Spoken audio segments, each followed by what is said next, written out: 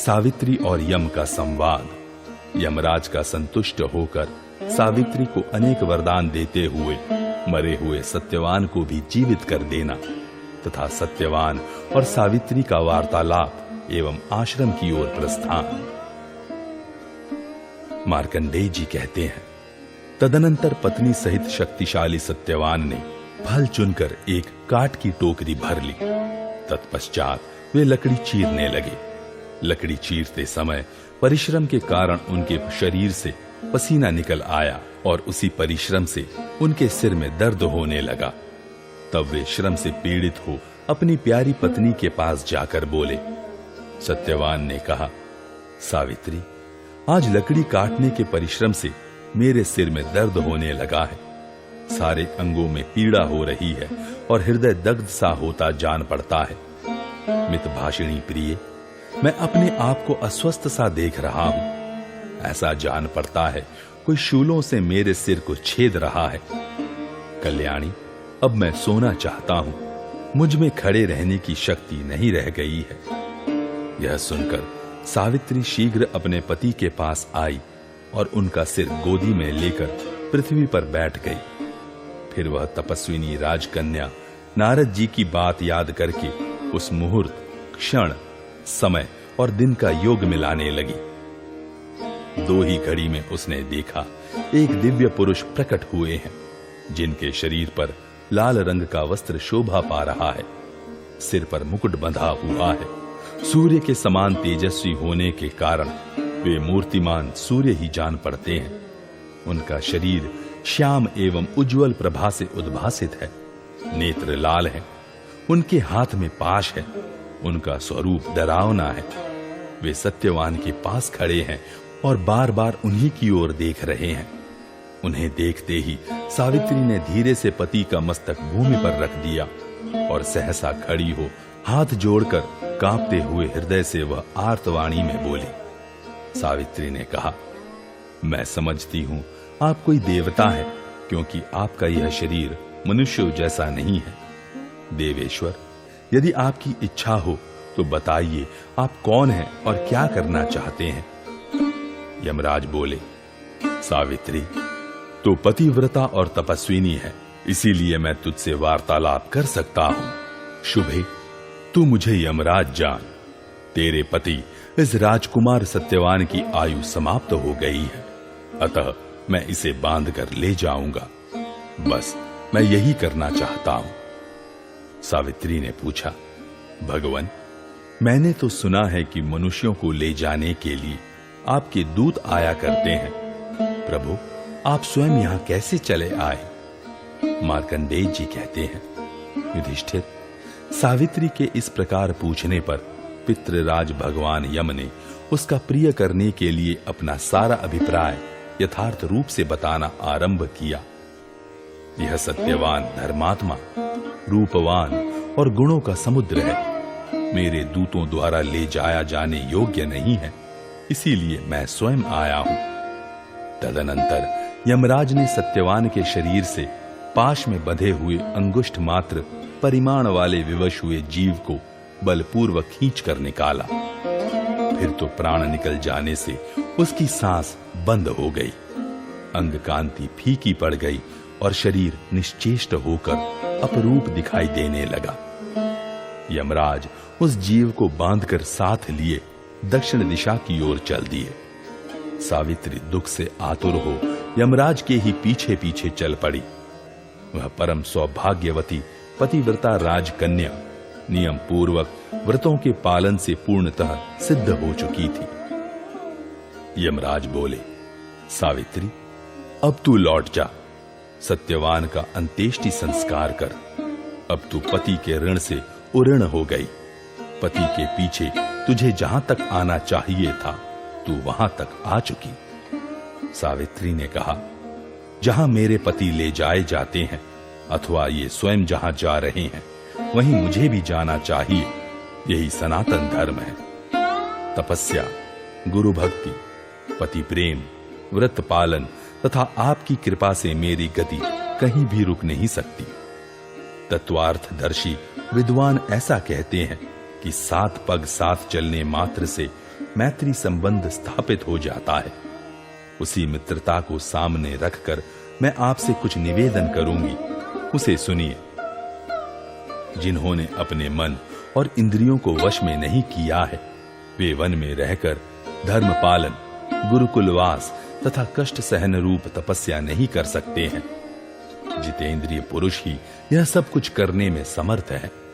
महात्मा लोग विवेक विचार से ही धर्म प्राप्ति बताते हैं, अतः सभी सत्पुरुष धर्म को ही श्रेष्ठ मानते हैं।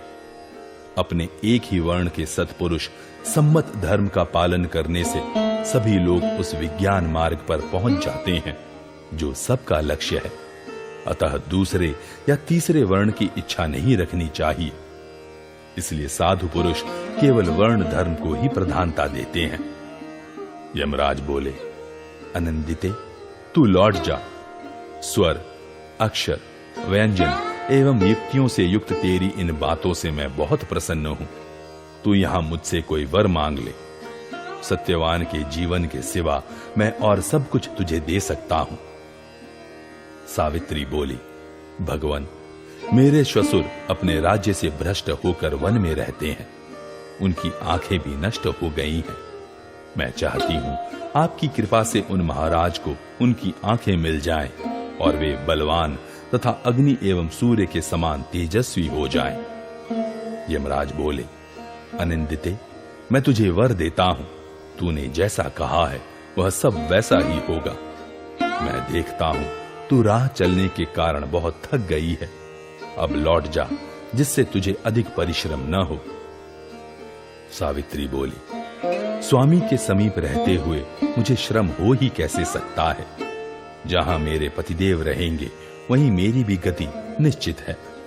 आप जहां मेरे प्राणनाथ को ले जाएंगे वहीं मेरा जाना भी अवश्यंभावी है। देवेश्वर, आप फिर मेरी बात सुनिए। सत्पुरुषों का एक बार का समागम भी अत्यंत अभीष्ट होता है। उनके साथ मित्रता हो जाना उससे भी बढ़कर बताया गया है। साधु पुरुष का संग कभी निष्फल नहीं होता, अतः सदा सत्पुरुषों के ही समीप रहना चाहिए। यमराज बोले, भामिनी, तूने जो सबके हित की बात कही है वह मेरे मन के अनुकूल है तथा विद्वानों की भी बुद्धि को बढ़ाने वाली है। अतः इस सत्यवान के जीवन को छोड़कर तू दूसरा कोई वर और मांग ले। सावित्री बोली, मेरे बुद्धिमान श्वशुर का राज्य जो पहले उनसे छीन लिया गया है उसे वे महाराज पुनः प्राप्त कर ले तथा वे मेरे पूज्य गुरु महाराज द्युमत्सेन कभी अपना धर्म न छोड़े। यही दूसरा वर मैं आपसे मांगती हूं। यमराज बोले, राजा द्युमत्सेन शीघ्र एवं अनायास ही अपना राज्य प्राप्त कर लेंगे और वे कभी अपने धर्म का भी परित्याग नहीं करेंगे। राजकुमारी, मेरे द्वारा अब तेरी इच्छा पूरी हो गई। तू लौट जा, जिससे तुझे परिश्रम न हो। सावित्री बोली, देव, इस सारी प्रजा को आप नियम से संयम में रखते हैं और उसका नियमन करके आप अपनी इच्छा के अनुसार उसे विभिन्न लोकों में ले जाते हैं। इसीलिए आपका यम नाम सर्वत्र विख्यात है। मैं जो बात कहती हूं उसे सुनिए। मन, वाणी और क्रिया द्वारा किसी भी प्राणी से द्रोह न करना, सब पर दया भाव बनाए रखना और दान देना, यह साधु पुरुषों का सनातन धर्म है। प्राय इस संसार के लोग अल्पायु होते हैं। मनुष्यों की शक्तिहीनता तो प्रसिद्ध ही है। आप जैसे संत महात्मा तो अपनी शरण में आए हुए शत्रुओं पर भी दया करते हैं।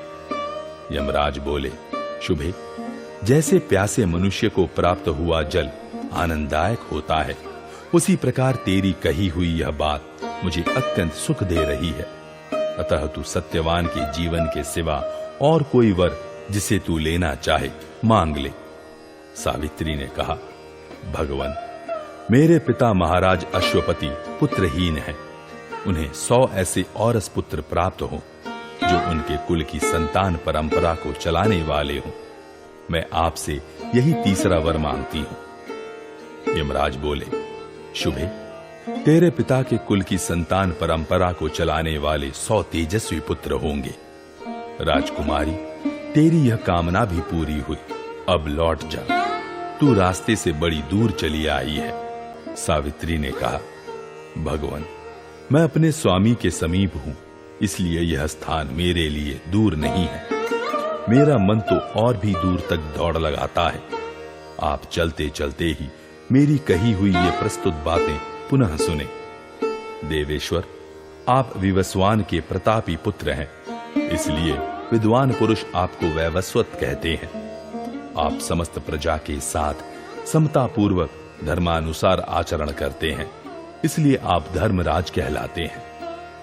मनुष्य को अपने आप पर भी उतना विश्वास नहीं होता है जितना संतों पर होता है, इसलिए सब लोग संतों से विशेष प्रेम करना चाहते हैं। सौहार्द से ही समस्त प्राणियों का एक दूसरे के प्रति विश्वास उत्पन्न होता है। संतों में सौहार्द होने के कारण ही सब लोग उन पर अधिक विश्वास करते हैं।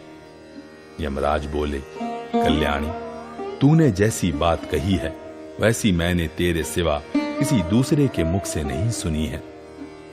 सुबह, तेरी इस बात से मैं बहुत संतुष्ट हूं। तू सत्यवान के जीवन के सिवा और कोई चौथा वर मांग ले और यहां से लौट जा। सावित्री ने कहा, मेरे और सत्यवान दोनों के संयोग से कुल की वृद्धि करने वाले, बल और पराक्रम से सुशोभित 100 औरस पुत्र हों, यह मैं आपसे चौथा वर मांगती हूं। यमराज बोले, अबले, तुझे बल और पराक्रम से संपन्न 100 पुत्र प्राप्त होंगे, जो तेरी प्रसन्नता को बढ़ाने वाले होंगे। राजकुमारी, अब तू लौट जा, जिससे तुझे थकावट ना हो। तू रास्ते से बहुत दूर चली आई है। सावित्री ने कहा, सत्पुरुषों की वृत्ति निरंतर धर्म में ही लगी रहती है। श्रेष्ठ पुरुष कभी दुखी या व्यथित नहीं होते। सत्पुरुषों का संतों के साथ जो समागम होता है वह कभी निष्फल नहीं होता है। श्रेष्ठ पुरुष संतों से कभी भय नहीं मानते हैं। श्रेष्ठ पुरुष सत्य के बल से सूर्य का संचालन करते हैं। संत महात्मा अपनी तपस्या से इस पृथ्वी को धारण करते हैं। राजन, सत्पुरुष ही भूत, वर्तमान और भविष्य के आश्रय हैं। श्रेष्ठ पुरुष संतों के बीच में रहकर कभी दुख नहीं उठाते हैं। यह सनातन सदाचार सत्पुरुषों द्वारा सेवित है। यह जानकर सभी श्रेष्ठ पुरुष परोपकार करते हैं और आपस में एक दूसरे की ओर स्वार्थ की दृष्टि से कभी नहीं देखते हैं। सत्पुरुषों का प्रसाद कभी व्यर्थ नहीं जाता। वहां किसी को स्वार्थ की हानि नहीं उठानी पड़ती है और न ही मान सम्मान ही नष्ट होता है। ये तीनों संतों में नित्य निरंतर बने रहते हैं, इसलिए वे संपूर्ण जगत के रक्षक होते हैं। यमराज बोले, पतिव्रते, जैसे जैसे तू गंभीर अर्थ से युक्त और सुंदर पदों से विभूषित मन के अनुकूल धर्म संगत बातें मुझे सुनाती जा रही है, वैसे ही वैसे तेरे प्रति मेरी उत्तम भक्ति बढ़ती जाती है। अतः तू मुझसे कोई अनुपम वर मांग ले। सावित्री ने कहा, मानद, आपने मुझे जो पुत्र प्राप्ति का वर दिया है वह पुण्यमय दाम्पत्य संयोग के बिना सफल नहीं हो सकता। अन्य वरों की जैसी स्थिति है वैसी इस अंतिम वर की नहीं है, इसलिए मैं पुनः यह वर मांगती हूं कि ये सत्यवान जीवित हो जाएं, क्योंकि इन पति देवता के बिना मैं मरी हुई के ही समान हूं। पति के बिना यदि कोई सुख मिलता है तो वह मुझे नहीं चाहिए। पति देव के बिना मैं स्वर्ग लोक में भी जाने की इच्छा नहीं रखती। पति के बिना मुझे धन संपत्ति की भी इच्छा नहीं है। अधिक क्या कहूं, मैं पति के बिना जीवित रहना ही नहीं चाहती। आपने ही मुझे 100 पुत्र होने का वर दिया है और आप ही मेरे पति को अन्यत्र लिए जा रहे हैं। अतः मैं वही वर मांगती हूं कि ये सत्यवान जीवित हो जाएं, इससे आपका ही वचन सत्य होगा। तदनंतर तथास्तु कहकर सूर्यपुत्र धर्मराज यम ने सत्यवान का बंधन खोल दिया और प्रसन्नचित्त होकर सावित्री से इस प्रकार कहा, भद्रे, यह ले, मैंने तेरे पति को छोड़ दिया। कुलनंदिनी, तूने अपने धर्मार्थ युक्त वचनों द्वारा मुझे पूर्ण संतुष्ट कर दिया है। साध्वी, यह सत्यवान निरोग, सफल मनोरथ तथा तेरे द्वारा ले जाने योग्य हो गया। यह तेरे साथ रहकर 400 वर्षों की आयु प्राप्त करेगा। यज्ञों द्वारा भगवान का यजन करके यह अपने धर्माचरण के द्वारा संपूर्ण विश्व में विख्यात होगा। सत्यवान तेरे गर्भ से 100 पुत्र उत्पन्न करेगा और वे सभी राजकुमार राजा होने के साथ ही पुत्र पौत्रों से संपन्न होंगे। तेरे ही नाम से उनकी सदा ख्याति होगी, अर्थात वे सावित्र नाम से प्रसिद्ध होंगे। तेरे पिता के भी तेरी माता के ही गर्भ से 100 पुत्र होंगे। वे तेरी माता मालवी से उत्पन्न होने के कारण मालव नाम से विख्यात होंगे। तेरे भाई मालव क्षत्रिय पुत्र पौत्रों से संपन्न तथा देवताओं के समान तेजस्वी होंगे। सावित्री को इस प्रकार वरदान दे प्रतापी धर्मराज उसे लौटाकर अपने लोक को चले गए। यमराज के चले जाने पर सावित्री अपने पति को पाकर उसी स्थान पर गई जहां पति का मृत शरीर पड़ा था। वह पृथ्वी पर अपने पति को पड़ा देख उनके पास गई और पृथ्वी पर बैठ गई। फिर पति को उठाकर उसने उनके मस्तक को गोदी में रख लिया। तदनंतर पुनः चेतना प्राप्त करके सत्यवान परदेश में रहकर लौटे हुए पुरुष की भांति बार बार प्रेम पूर्वक सावित्री की ओर देखते हुए उससे बोले। सत्यवान ने कहा, प्रिय, खेद है कि मैं बहुत देर तक सोता रह गया। तुमने मुझे जगाया क्यों नहीं? वे श्याम वर्ण के पुरुष कहां हैं जिन्होंने मुझे खींचा था? सावित्री बोली, नरश्रेष्ठ, आप मेरी गोद में बहुत देर तक सोते रह गए। वे श्याम वर्ण के पुरुष प्रजा को संयम में रखने वाले साक्षात भगवान यम थे, जो अब चले गए हैं। महाभाग, आपने विश्राम कर लिया। राजकुमार, अब आपकी नींद भी टूट चुकी है। यदि शक्ति हो तो उठिए, देखिए प्रगाढ़ अंधकार से युक्त रात्रि हो गई है। सत्यवान सुखपूर्वक सोए हुए पुरुष की भांति उठकर संपूर्ण दिशाओं तथा वन प्रांत की ओर दृष्टि डालकर बोले, सुमध्य में मैं फल लाने के लिए तुम्हारे साथ घर से निकला था। फिर लकड़ी चीरते समय मेरे सिर में जोर जोर से दर्द होने लगा था। शुभे, मस्तक की उस पीड़ा से संतप्त हो मैं देर तक खड़ा रहने में असमर्थ हो गया और तुम्हारी गोद में सिर रखकर सो रहा। ये सारी बातें मुझे क्रमशः याद आ रही हैं। तुम्हारे अंगों का स्पर्श होने से मेरा मन नींद में खो गया। तत्पश्चात मुझे घोर अंधकार दिखाई दिया। साथ ही एक महातेजस्वी दिव्य पुरुष का दर्शन हुआ। सुमध्य में, यदि तुम जानती हो तो बताओ, वह सब क्या था? मैंने जो कुछ देखा है वह स्वप्न तो नहीं था, अथवा वह सब सत्य ही था? तब सावित्री उनसे बोली, राजकुमार, रात बढ़ती जा रही है। कल सवेरे मैं आपसे सब बातें ठीक ठीक बताऊंगी। सुव्रत, उठिए उठिए, आपका कल्याण हो। आप चलकर माता पिता का दर्शन तो कीजिए। सत्यवान ने कहा, सावित्री, चलो, मैं शीघ्र ही माता पिता का दर्शन करना चाहता हूं। क्या मैं उन दोनों को प्रसन्न देख सकूंगा? वरारोहे, मैं सत्य की शपथ खाकर अपना शरीर छूकर कहता हूं, यदि मैं माता अथवा पिता का अप्रिय देखूंगा तो जीवित नहीं रहूंगा। यदि तुम्हारी बुद्धि धर्म में रत है, यदि तुम मुझे जीवित देखना चाहती हो अथवा मेरा प्रिय करना अपना कर्तव्य समझती हो, तो हम दोनों शीघ्र ही आश्रम के समीप चलें। मार्कंडेय जी कहते हैं, युधिष्ठिर, तब पति का हित चिंतन करने वाली सावित्री ने उठकर अपने खुले हुए केशों को बांध लिया और दोनों हाथों से पकड़कर पति को उठाया। सत्यवान ने भी उठकर एक हाथ से अपने सभी अंग पोंछे और चारों ओर देखकर फलों की टोकरी पर दृष्टि डाली।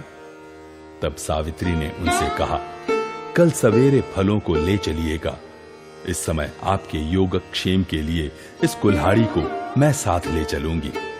फिर उसने टोकरी के बोझ को पेड़ की डाल में लटका दिया और कुल्हाड़ी लेकर वह पुनः पति के पास गई। कमनीय उरुओं से सुशोभित तथा हाथी के समान मंद गति से चलने वाली सावित्री ने पति की दाहिनी भुजा को अपने बाएं कंधे पर रखकर दाहिने हाथ से उन्हें अपने पार्श्व भाग में सटा लिया और धीरे धीरे चलने लगी। उस समय सत्यवान ने कहा, भीरू, बार बार आने जाने से यहाँ के सभी मार्ग मेरे परिचित हैं। वृक्षों के भीतर से दिखाई देने वाली चांदनी से भी मैं रास्तों की पहचान कर लेता हूं। यह वही मार्ग है जिससे हम दोनों आए थे और हमने फल चुने थे। शुभे, तुम जैसे आई हो वैसे चली चलो, रास्ते का विचार न करो। पलाश वृक्षों के इस वन प्रदेश में यह मार्ग अलग अलग 2 दिशाओं की ओर मुड़ जाता है। इन दोनों में से जो मार्ग उत्तर की ओर से जाता है उसी से चलो और शीघ्रता पूर्वक पैर बढ़ाओ। अब मैं स्वस्थ हूं, बलवान हूं और अपने माता तथा पिता दोनों को देखने के लिए उत्सुक हूं। मार्कंडेय जी कहते हैं, ऐसा कहते हुए सत्यवान बड़ी उतावली के साथ आश्रम की ओर चलने लगे।